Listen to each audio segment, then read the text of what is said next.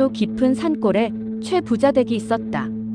대대로 내려온 재산과 명망으로 심리 안에서는 딸을 자가 없었다.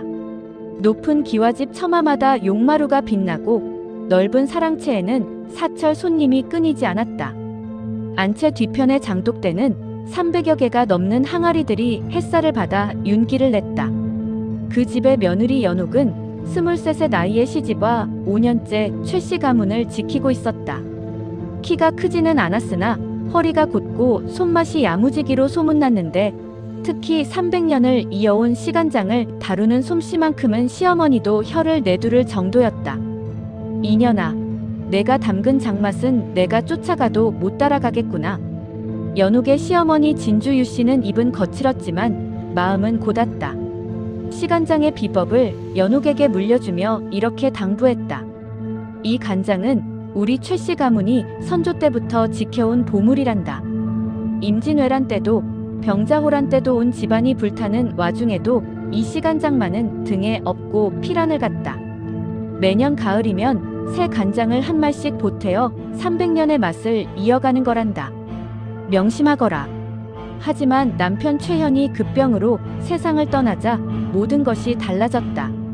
가을거지를 앞둔 8월 보름, 최현은 밭일을 하다 갑자기 쓰러져 사흘 만에 숨을 거두었다. 의원은 과로와 심장 발작이라 했지만 연옥은 마지막까지 남편의 손을 놓지 못했다. 여보, 눈 좀 떠보시오. 아직 말 못다한 게 만소이다. 상여가 나가던 날 하늘은 맑았으나 연옥의 세상은 무너져 내렸다. 남편의 사무제가 지나고 보름이 지난 어느 날 밤이었다. 눈이 소복이 내리는 겨울밤, 시동생 최만석이 연옥의 방문을 거칠게 열어젖혔다. 횃불을 든 그의 얼굴에는 오랫동안 감춰왔던 탐욕이 적나라하게 드러나 있었다. 술 냄새가 진동했다. 형수, 이제 이 집 주인은 나요. 연옥은 바느질하던 손을 멈추고 고개를 들었다. 19의 시동생은 형이 살아있을 때는 겉으로나마 공손했지만 속으로는 늘 형의 재산을 탐냈다. 도련님, 이 밤중에 무슨 일이십니까? 무슨 일이냐고? 형님 돌아가신 지 한 달이 넘었소. 이제 이 집안의 모든 것은 내가 물려받을 차례요. 형수는 재수 없으니 당장 나가시오. 빈손으로 말이오. 연옥의 얼굴이 하얗게 질렸다. 도련님, 이게 무슨 말씀이십니까? 저는 아직 상복도 벗지 못했는데. 시어머님께서는 뭐라 하십니까? 어머니는 이미 허락하셨소. 과부가 이 큰 집안을 어찌 지키겠소? 어서 짐 싸서 나가시오. 실은 거짓말이었다. 진주유 씨는 병이 깊어져 안방에서 거동도 못하는 상태였다. 최만석은 어머니 몰래 집안의 권한을 쥐어가고 있었다. 시끄러. 형님 재산은 내가 물려받을 것이고 그 시간장은 한양의 고관께 바쳐 벼슬을 얻을 것이오. 300년 묵은 시간장이면 정승댁에서도 황금백냥에 살 거요. 그 돈으로 나는 과거 시험 준비를 할 것이고 시간장을 바치면 추천서도 받을 수 있소. 당장 꺼지시오. 최만석은 이미 한양의 권세가들에게 시간장 이야기를 흘렸고 여러 집에서 거금을 제시하며 사겠다는 답을 받은 상태였다. 탐욕이 눈을 멀게 한 것이다. 연옥은 떨리는 손으로 겨우 대꾸했다. 도련님, 그 시간장은 최씨 가문의 가보입니다. 팔아서는 안 됩니다. 닥쳐. 형수가 감히 나한테 명령을 해? 내 마음대로 할 거요. 최만석은 연옥의 방에서 옷가지 몇 벌을 집어던지며 소리쳤다. 해 뜨기 전에 나가지 않으면 노비들을 풀어 쫓아낼 거요. 연옥은 더 이상 버틸 수 없었다. 떨리는 손으로 보따리를 싸며 마지막으로 창밖의 장독대를 돌아봤다. 달빛 아래 시간장 독이 외롭게 서 있었다. 그리고 어둠 속에서 재빨리 움직였다. 연옥은 뒷문으로 빠져나가 장독대로 향했다. 눈이 소복이 쌓인 항아리 뚜껑을 열자 300년의 세월이 빚어낸 깊은 향이 코를 찔렀다. 그녀는 품속에 숨겨둔 작은 항아리에 시간장을 조심스럽게 옮겨 담았다. 이것만은 저 탐욕스러운 자에게 넘겨줄 수 없다. 시어머님께서 그토록 아끼시던 것을. 그리고 꾀를 부렸다. 큰 항아리에는 우물물을 가득 채워 넣었다. 어둠 속에서 보면 간장과 물을 구별할 수 없었다. 쫓겨나는 연옥의 뒤를 따라 나선 이는 단 한 명, 머슴 먹쇠뿐이었다. 마님, 먹쇠도 같이 간다. 먹쇠는 덩치는 산만했지만 하는 짓이 어눌하고 말도 어눌해서 집안 사람들에게 밥벌레라며 구박받던 사내였다. 키가 7척이 넘고 어깨가 떡 벌어졌지만 말을 더듬고 일을 시키면 한참을 멍하니 서 있곤 했다. 이 멍청한 놈아, 콩 한 말 찌으라고 했더니 왜 아직도 서 있어? 하인들은 먹쇠를 매질하곤 했다. 하지만 먹쇠는 화를 내지 않고 묵묵히 일만 했다. 그리고 밥을 5그릇씩 먹어치워 밥도둑이라는 소리를 들었다. 하지만 연옥만은 달랐다. 어느 여름날 연옥은 부엌에서 밥을 먹지 못하고 마당을 쓸고 있는 먹쇠를 보았다. 배고픈 표정으로 군침을 삼키고 있었다. 먹쇠야, 왜 밥을 안 먹느냐? 마님, 먹쇠가 밥을 너무 많이 먹는다고 오늘은 굶으래요. 연옥은 가슴이 아팠다. 그날 저녁 그녀는 몰래 큰 주먹밥 2개를 싸서 먹쇠에게 건넸다. 들키지 말고 먹어라. 사람이 어찌 굶고 일을 하느냐. 먹쇠는 눈물을 글썽이며 절을 했다. 마님, 고맙습니다. 그날 이후로 연옥은 틈틈이 먹쇠에게 음식을 챙겨주었다. 다른 하인들이 먹쇠를 때릴 때도 말렸다. 사람을 함부로 때리는 게 아니다. 이 모든 것을 먹쇠는 잊지 않고 있었다. 그래서 눈 내리는 밤 연옥이 쫓겨날 때 먹쇠는 자신의 누더기 이불과 밥주머니를 챙겨 문 밖에서 기다리고 있었다. 먹쇠야, 너까지 나를 따라 나서면 어쩌려고 그러느냐? 너는 여기 남아서 밥이라도 얻어먹어야지. 마님이 준 밥 잊지 못했다. 먹쇠가 마님 지킨다. 먹쇠가 힘세다. 마님 짐 들어준다. 연옥은 눈물을 훔쳤다. 온 집안 사람들이 등을 돌렸는데 바보 취급받던 머슴만이 자신을 따르다니. 고맙다 먹쇠야. 산 넘어 내 친정으로 가면 살 길이 있을 게다. 고개만 넘으면 이틀이면 닿는단다. 하지만 그들이 눈보라를 헤치고 얼마 가지 못했을 때 뒤에서 횃불 불빛과 고함 소리가 들려왔다. 저기 있다. 전현을 잡아라. 시간장을 훔쳐 달아났다. 최만석이 한밤중에 술이 깨어 장독대를 열어본 순간 텅 빈 독을 발견한 것이다. 아니, 정확히는 물로 가득 찬 독을. 그는 분노에 사로잡혀 즉시 추노꾼 5명을 풀어 연옥을 쫓았다. 죽여도 좋으니 무조건 잡아라. 시간장을 되찾아와야 한다. 마님, 저기가 범바위 골짜기 호랑이 나온다. 갈 곳을 잃은 2사람은 마을 사람들이 얼씬도 하지 않는 범바위 골짜기로 들어섰다. 이곳은 식인 호랑이들이 우글거린다는 소문이 자자한 죽음의 땅이었다. 마을 사람들은 이렇게 말했다. 범바위에는 사람을 잡아먹는 호랑이 가족이 산다네. 아버지 호랑이, 어머니 호랑이, 그리고 새끼 호랑이들까지. 10년 전에 그곳에 들어간 나무꾼이 뼈만 남아서 발견됐다지. 그 호랑이들은 보통 호랑이가 아니라 산신령의 노여움을 받아 귀신이 된 호랑이들이라 하더군. 밤이면 사람 목소리로 운다던데. 연옥도 그 소문을 익히 알고 있었다. 하지만 다른 길이 없었다. 먹쇠야, 다른 길이 없구나. 추노꾼들에게 잡히면 목숨을 부지하기 어려울 것 같다. 최 도련님은 내가 시간장을 훔쳤다고 생각할 테니 나를 죽일지도 몰라. 먹쇠가 마님 지킨다. 연옥은 품속에 항아리를 꼭 껴안고 골짜기 깊숙이 들어갔다. 발목까지 쌓인 눈을 헤치며 걸었다. 눈발이 점점 거세지고 사방이 어둠에 잠겼다. 나무들이 바람에 흔들리며 괴성 같은 소리를 냈다. 무섭구나. 먹쇠가 연옥의 앞에서 걸으며 길을 냈다. 마님, 먹쇠 뒤 따라오면 안전하다. 한참을 걷자 절벽 아래 작은 동굴이 보였다. 입구가 좁았지만 안은 제법 넓어 보였다. 저기서 하룻밤 쉬어 가자꾸나, 먹쇠야. 그들은 간신히 동굴 안으로 몸을 숨겼다. 먹쇠가 마른 나뭇가지를 모아 불을 피웠다. 연옥은 품속의 시간장 항아리를 확인했다. 다행히 깨지지 않았다. 시어머님, 이것만은 끝까지 지키겠습니다. 밤이 깊어갔다. 바람 소리가 점점 커졌다. 그런데 깊은 밤, 동굴 밖에서 무언가의 거친 숨소리가 들려왔다. 크르릉, 크어어. 연옥이 떨리는 손으로 동굴 입구를 보았을 때 그녀의 심장이 멎을 뻔했다.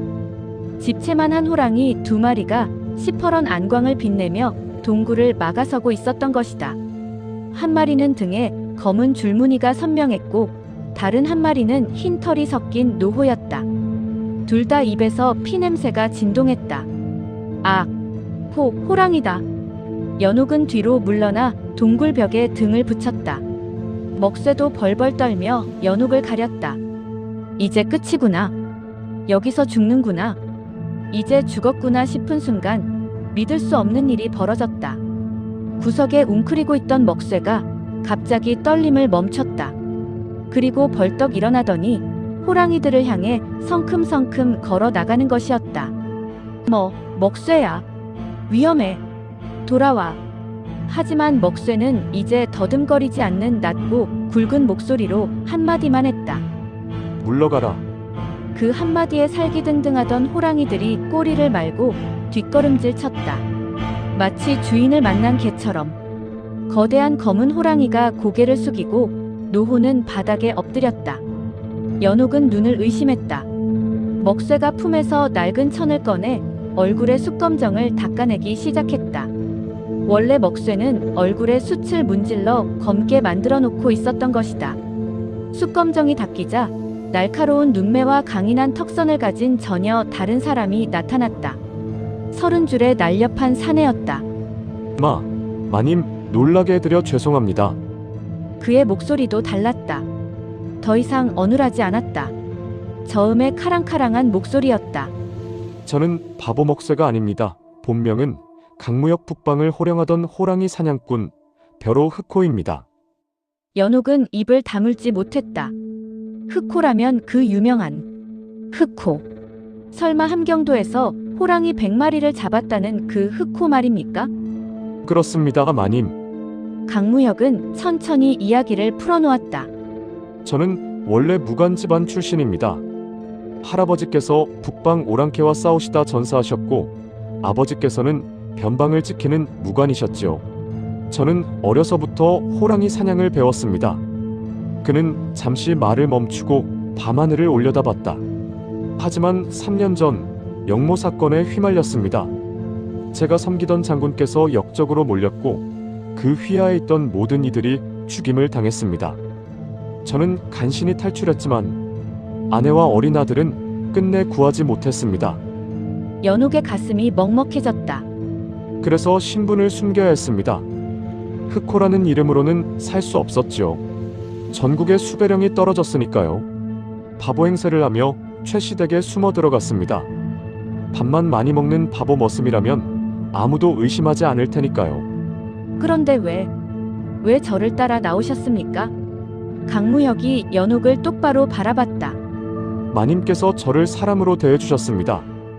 밥 한 그릇이 아니라 존중과 따뜻함을 주셨지요.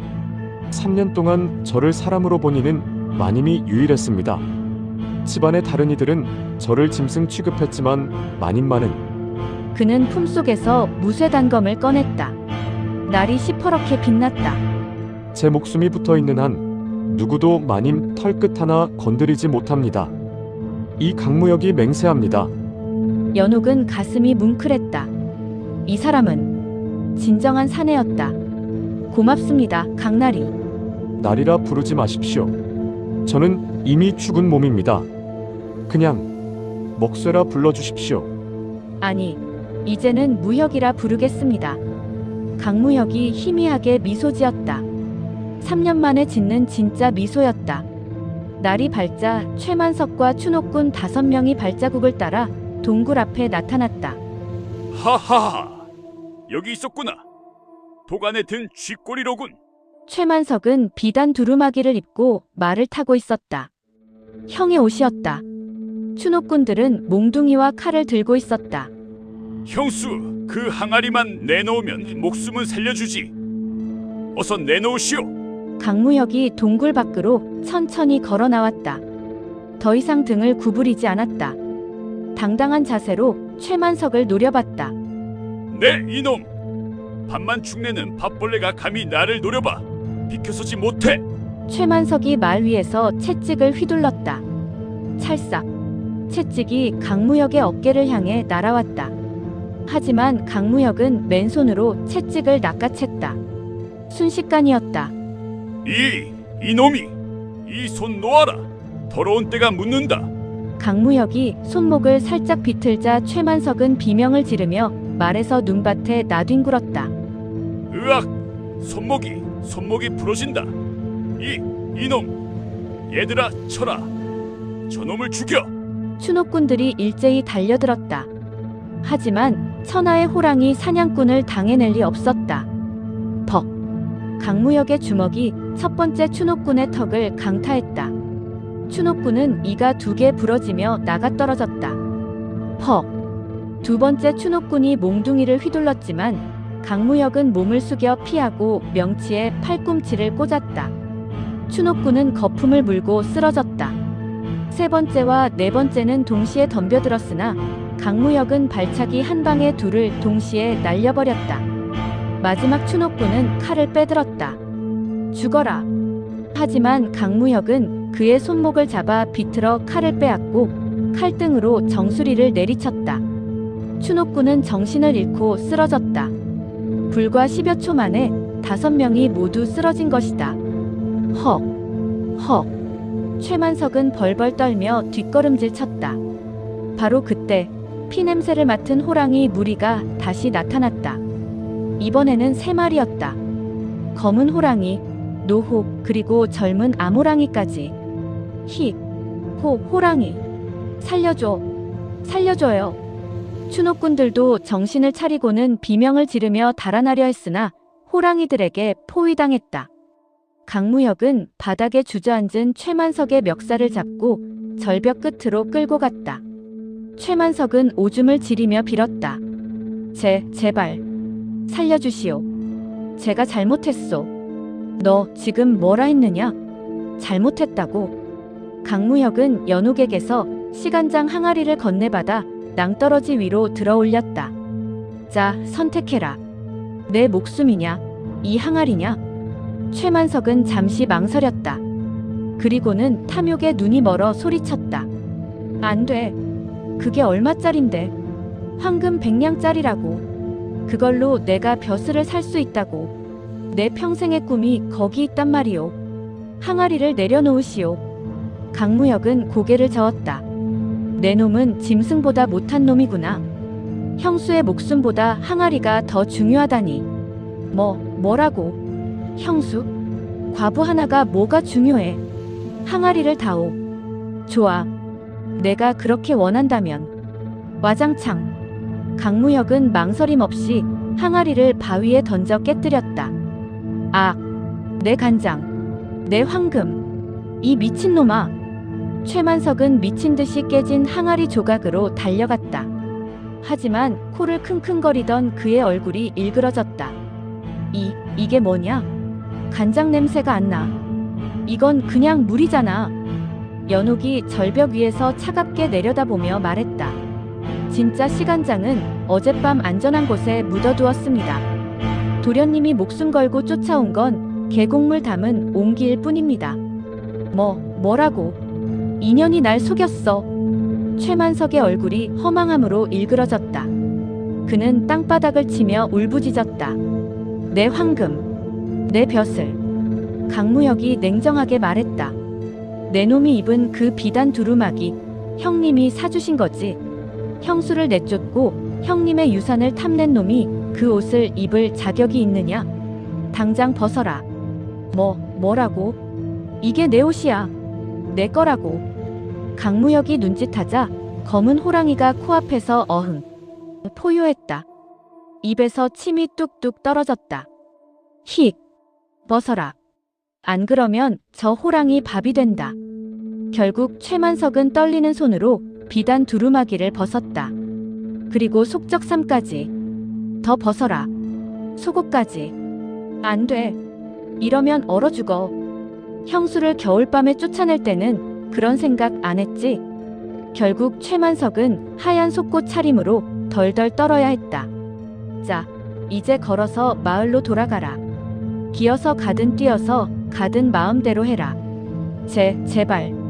옷이라도. 호랑이들이 배가 고프다는데 어서 안 가고 뭐해? 강무혁이 손을 들자 3마리 호랑이가 일제히 으르렁거리며 다가왔다. 으악! 엄마야! 최만석은 비명을 지르며 엉덩이에 불이 나게 산을 굴러내려갔다. 뒤에서 호랑이들이 장난치듯 쫓아갔다. 물론 잡아먹지는 않았다.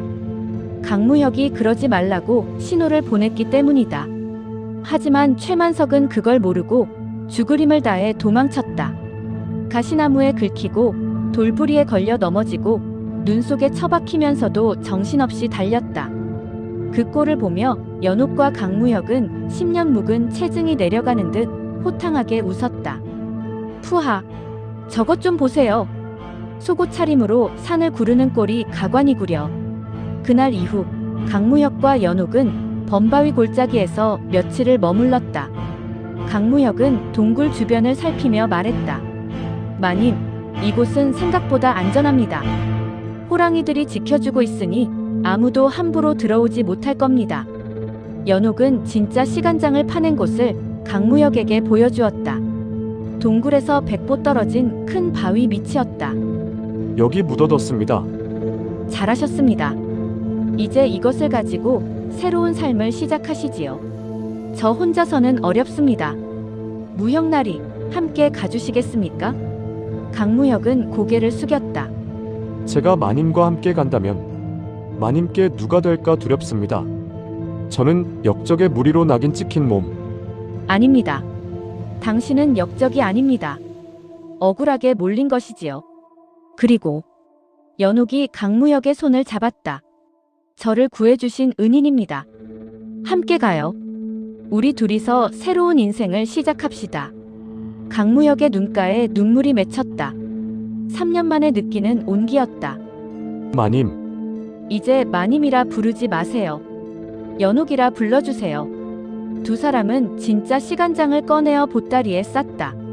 그리고 산을 내려가 큰 도시로 향했다. 마을로 굴러내려온 최만석은 온몸에 동상이 걸렸다. 손가락 2개가 떨어져 나갔고 발가락 3개도 썩어 들어갔다. 게다가 정신까지 이상해졌다. 시간장, 내 시간장, 황금, 벼슬. 그는 집안의 재산을 탕진하며 가짜 시간장을 만들어 한양에 팔려 했으나 금방 들통이 나 사기꾼으로 몰렸다. 빚쟁이들에게 쫓기다 결국 미치광이가 되어 거리를 떠돌았다. 진주 유씨는 며느리 연옥이 사라진 것을 알고 슬퍼하다 병이 깊어져 세상을 떠났다. 임종 직전 그녀는 연옥을 찾으며 울었다고 한다. 연옥아, 미안하다. 내가 너를 지켜주지 못해서. 반면 연옥과 강무혁은 충청도의 큰 장터에 주막을 열었다. 천년주막이라는 이름을 걸었다. 진짜 시간장으로 만든 음식은 입소문을 타고 삽시간에 유명해졌다. 간장게장, 장조림, 된장찌개. 시간장의 깊은 맛은 다른 집에서는 흉내낼 수 없는 것이었다. 장사가 번창하자 강무혁은 주막 뒤편에 작은 집을 짓고 연옥에게 혼례를 청했다. 연옥, 제가 비록 역적의 몸이지만 당신과 함께 살고 싶습니다. 저를 받아주시겠습니까? 연옥은 눈물을 흘리며 고개를 끄덕였다. 당신은 역적이 아니라 영웅입니다. 저를 구해주신 영웅이에요. 두 사람은 작은 혼례를 올렸다. 하객은 주막의 단골 손님들과 동네 아이들이었다. 화려하지는 않았지만 마음만은 따뜻한 혼례였다. 첫날 밤 연옥이 짓궂게 물었다. 당신, 호랑이보다 무서운 게 무엇입니까? 강무혁이 연옥의 손을 잡으며 답했다. 당신이 굶는 것입니다. 그리고 당신이 우는 것이죠. 연옥은 행복한 눈물을 흘렸다. 이듬해 봄, 연옥은 아들을 낳았다. 강현이라는 이름을 지어주었다. 그리고 2년 뒤에는 딸 오기를 낳았다. 강무혁은 낮에는 주막 일을 하고 밤에는 아이들에게 무술을 가르쳤다. 아버지, 저도 호랑이를 잡을 수 있어요? 그래, 현아. 하지만 호랑이를 잡는 것보다 중요한 게 있단다. 뭐예요? 사람을 귀하게 여기는 마음이지. 내 할머니, 아니, 너희 어머니를 구해준 그 할머니께서 네 어머니에게 그렇게 가르쳐 주셨단다. 연옥과 강무혁의 주막은 가난한 이들에게 공짜로 밥을 주는 것으로도 유명했다. 거지가 오면 따뜻한 밥과 국을 주었고 굶주린 아이들에게는 주먹밥을 쥐어주었다. 연옥, 우리가 이렇게 베풀어도 괜찮겠소? 당신이 저에게 베풀어준 은혜를 갚는 거예요. 그리고 시어머님께서 저에게 베풀어 주신 사랑을 나누는 겁니다. 두 사람은 아들, 딸을 잘 키우고 가난한 이들에게 밥을 아끼지 않으며 오래오래 행복하게 살았다고 한다. 강무혁은 60이 되어서도 호랑이처럼 씩씩했고 연옥은 70이 되어서도 장맛을 잃지 않았다. 어느 가을날 두 사람은 주막 마당에 앉아 단풍을 바라보며 말했다. 당신, 우리가 범바위 골짜기에서 만난 게 벌써 40년 전이네요. 그때 당신을 만난 것이 내 인생 최고의 행운이었소. 저도요. 당신이 아니었다면 저는 눈 속에서 얼어 죽었을 거예요. 두 사람은 손을 맞잡고 석양을 바라봤다. 진정한 보물은 300년 묵은 간장이 아니라 사람을 귀하게 여기는 마음이었다는 것을 깨달은 이야기였다. 사람이 사람을 구하고 그 사람이 또 다른 사람을 구하는 것. 그것이 바로 시간장이 300년을 이어온 진짜 비법이었다. 시청해주셔서 감사합니다.